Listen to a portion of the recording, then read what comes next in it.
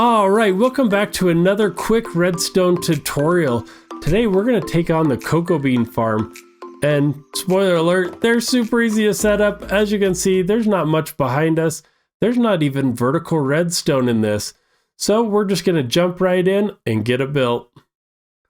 Okay, to get started, we're going to start with some target blocks. Now I'm going to only do this 7 wide.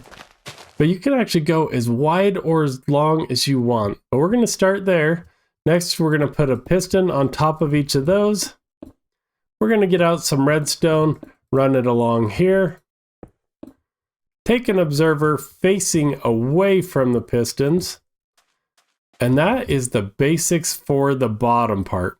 Now, the next is you can decide how tall you want to make this. I recommend 4 or maybe 5 tall, because you're going to be on a floor and be needing to reach. And if you make it too high, it might be hard to put the cocoa beans on there. Great. Next, what I'm going to do is add an extra block, put a wall against that, an observer facing down, and then pistons. Actually, I can break this. We're going to put a piston facing down, another one down, and go all the way out till you have 7, which I think we got there. Yep. Now we're going to fill in the rest of this with the jungle logs.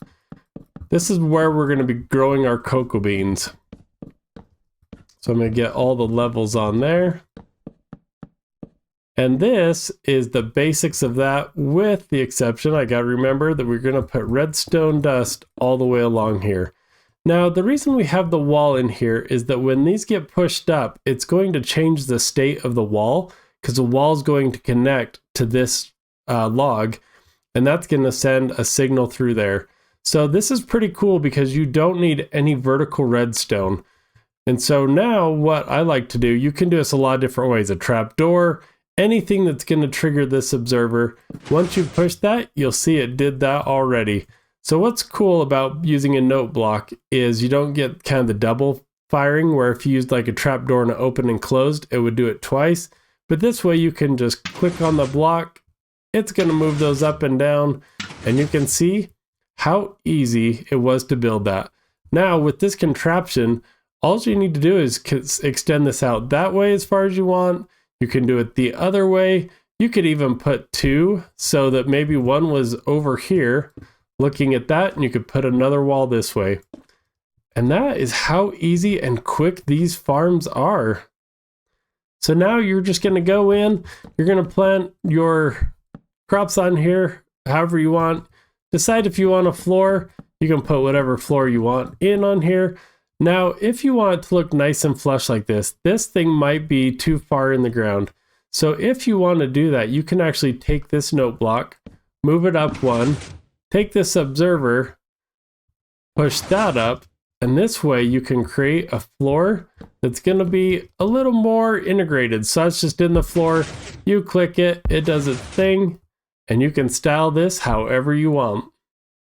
Okay, and that's how easy these farms are. They used to be so much more difficult. We had to run redstone up the side. We had to do a lot of fancy stuff below.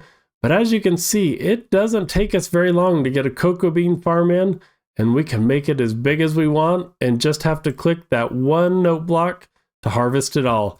So let me know down in the comments, what do you use these farms for?